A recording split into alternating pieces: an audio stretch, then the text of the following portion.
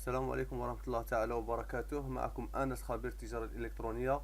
في هذا الفيديو إن شاء الله سوف نتطرق إلى كيفية الحصول على حساب بنكي أمريكي زائد بطاقة ماستر كارد يمكنك من خلالها الشراء عبر الإنترنت، استقبال أموال من الخارج. إذا كنت تعمل في التجارة الإلكترونية سوف تتلقى أموالك من عدة شركات عالمية. يمكنك استخراج أموالك من أي ساحب إلكتروني في بلدك. كما سنتعلم كيفية الحصول على 25 دولار فقط باتباع المراحل التالية. إذا نبدأ على بركة الله. أولا نتوجه إلى موقع بايونير الذي يوفر لنا هذه الخدمة عبر الذهاب إلى الرابط pioneeraffiliate.com. كما يمكنك التسجيل عبر هذا الرابط الموجود هنا على الشاشة والموجود تحت هذا الفيديو. هذا الرابط سوف يمكنك من الحصول على 25 دولار فقط بقراءة التعليمات الموجودة هنا. إذن هذا عبارة عن ريفر بروجرام. نضغط على سين اب.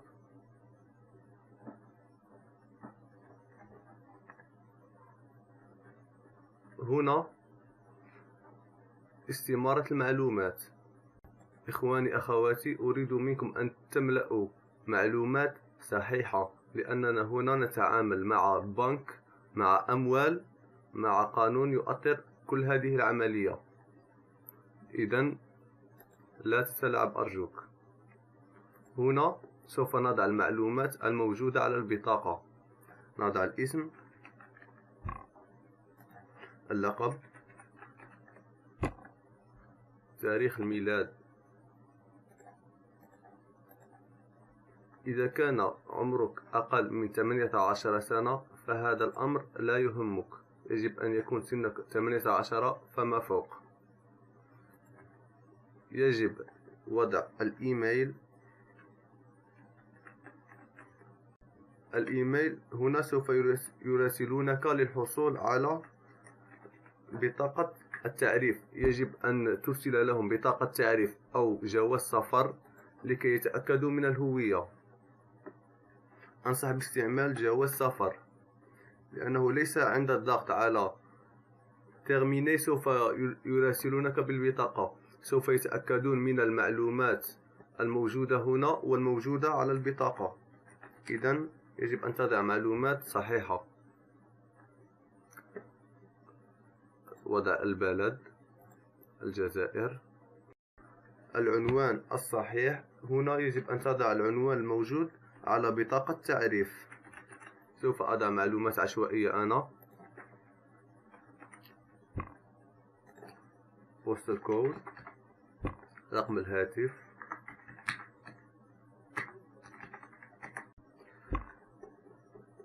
هاتف الجوال غير ضروري. أما هنا سوف تضع المعلومات للعنوان الذي تريد أن يراسلونك بالبطاقة فيه. إذا كان نفس العنوان الموجود هنا فلا بأس، لا تضع المعلومات مرتين. ننتقل إلى الخطوة الثانية.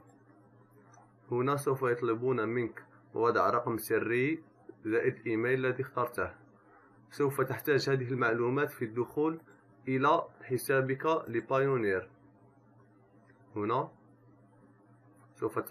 سوف تحتاج الرقم السري. نضع رقم سري قوي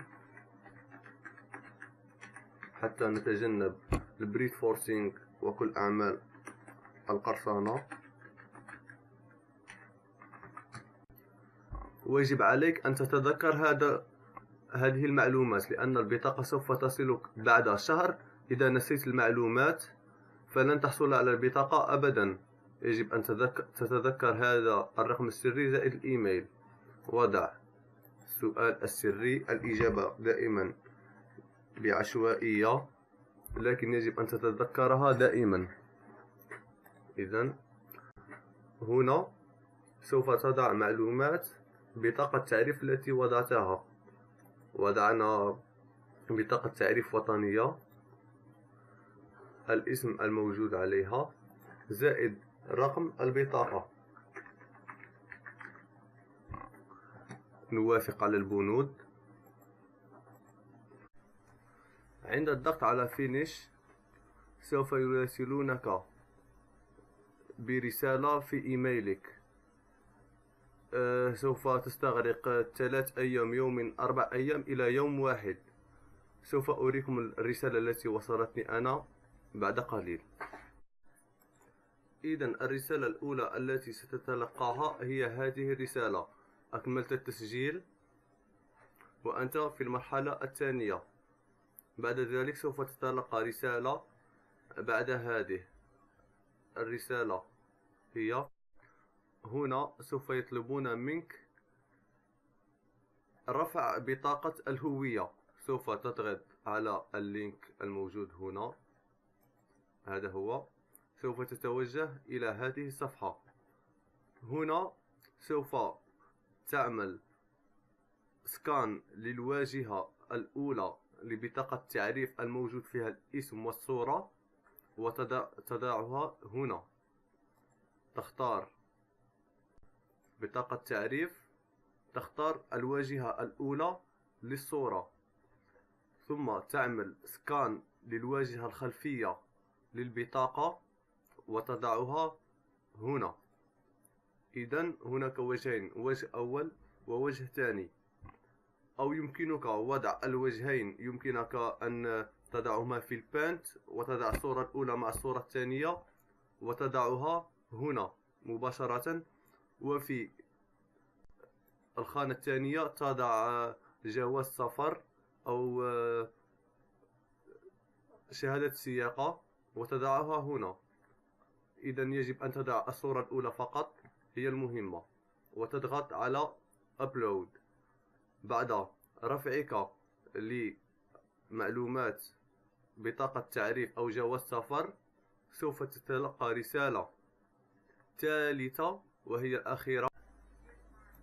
إذن الرسالة الثالثة هي هذه هنا: Congratulations، لقد تم الموافقة على طلبك للرسالة. ما عليك الانتظار سوى إلى شهر إلى 20 يوم حتى تصلك البطاقة، وننتقل إلى المرحلة الأخرى حيث أريك كيف سوف تفعل بطاقتك.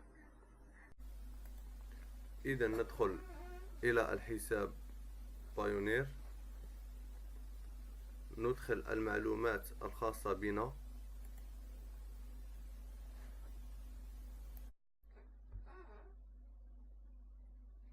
هذا هو حسابك على بايونير، سوف تجده على هذا الشكل.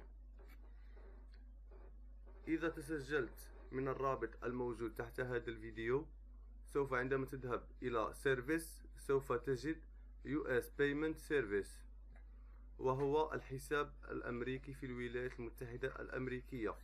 أما إذا تسجلت من رابط الأفيلييت فوجب عليك مراسلة الشركة لكي تحصل على هذه الخدمة، وهذا الأمر الذي سوف أشرحه كيف تراسل الشركة.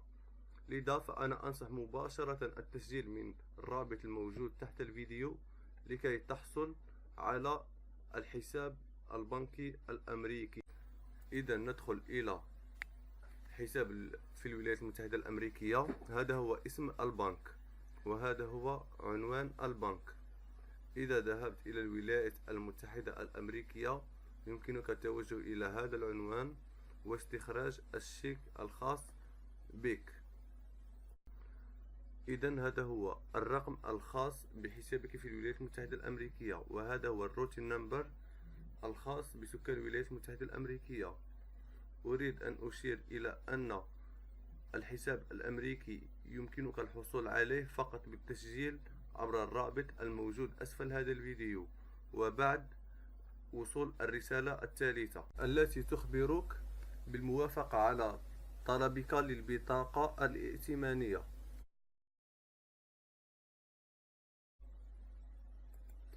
إذن بعد وصول البطاقة إلى منزلك سوف تجد معها مجموعة من البيانات، الرقم الخاص بالبطاقة بالإضافة إلى مجموعة من المعلومات.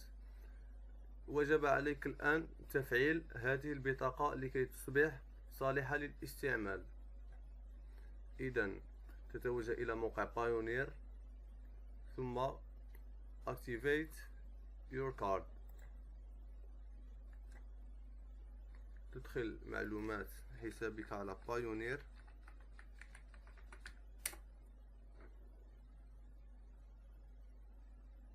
عند دخولك إلى حسابك سوف تلاحظ أن بطاقتك ليست مفعلة بعد. لتفعيلها نضغط على هذا الرابط. الآن وجب عليك فقط إدخال المعلومات الموجودة على البطاقة والتي سوف تجدها أيضا في الرسالة المرفوقة بها، وتضغط على Activate.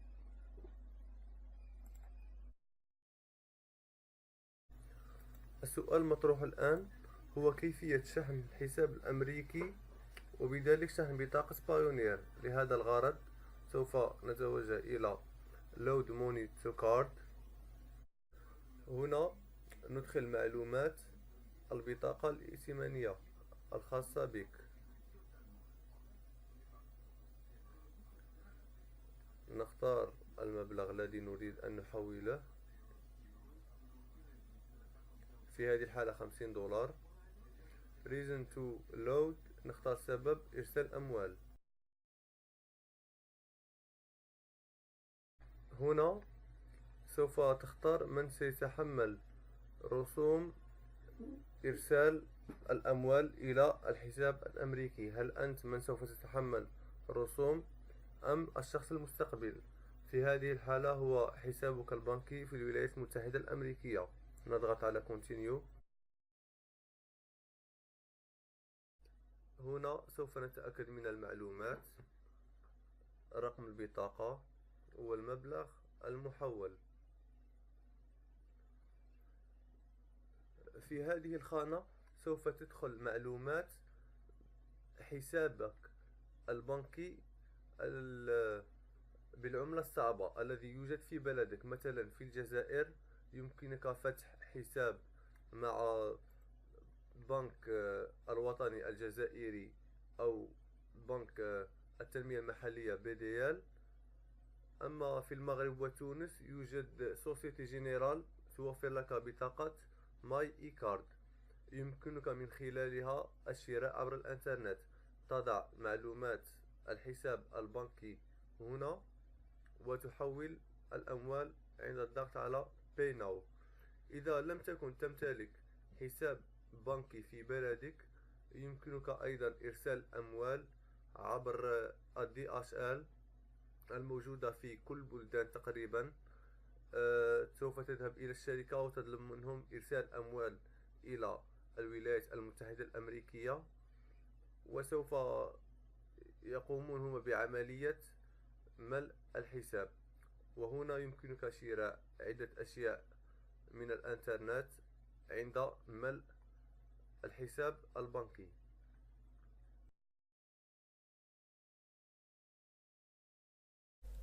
إذا في حالة تسجيلك من رابط الأفيليت فإنك لن تحصل على الحساب البنكي الأمريكي. لهذا سوف تراسل الشركة لكي تطلب منهم الحصول على هذا الحساب. لهذا الغرض نتوجه إلى موقع بايونير. دائما نتوجه إلى Support Center.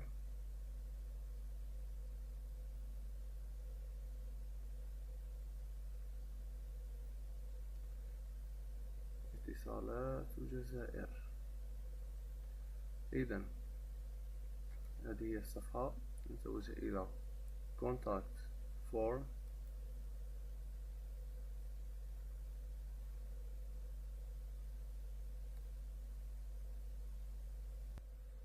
إذا هنا سوف تضع المعلومات الخاصة بك، اسمك، الإيميل الذي وضعته في بايونير.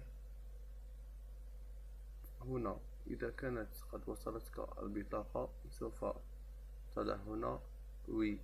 في حالة إذا لم تصلك سوف تضع نو. إذا وصلت ستضع 4 أرقام الأخيرة من البطاقة هنا. هنا سوف يطلبون منك مع أي شركة تتعامل. في هذه الحالة سوف نضع order البلد الجزائر. هنا سوف نختار لا يوجد عندك فقط الإنجليزية، نختار الصينية، الإنجليزية طبعا. هنا سوف تختار نوع الطلب. هنا نحتاج إلى US Payment Service، نختار US Payment Service، وفي سؤال نختار Other Question. وهنا سوف تضع طلبك للحصول على الحساب البنكي الأمريكي. لا تقل لهم أريد حساب بنكي، ضع أريد الحصول على US Payment Service.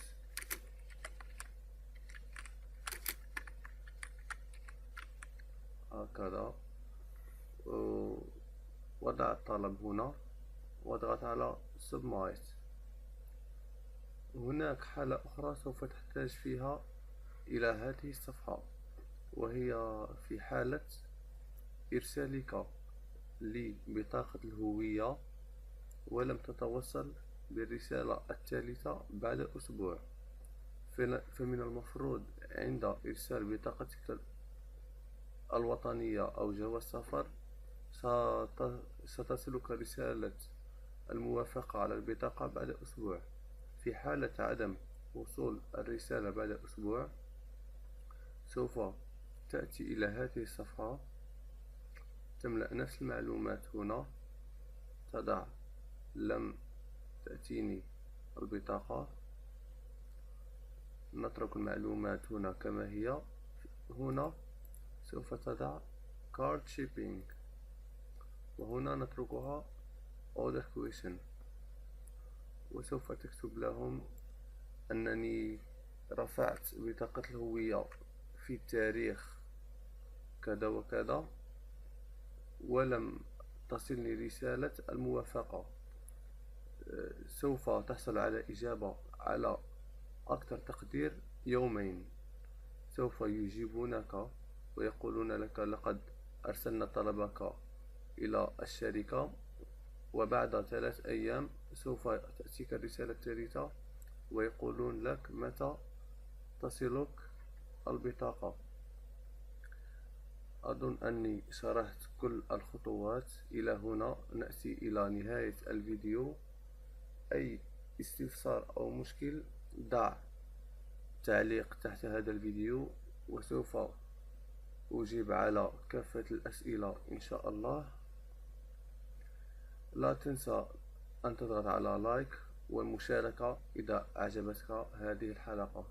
والسلام عليكم ورحمة الله تعالى وبركاته. إلى فيديوهات أخرى إن شاء الله.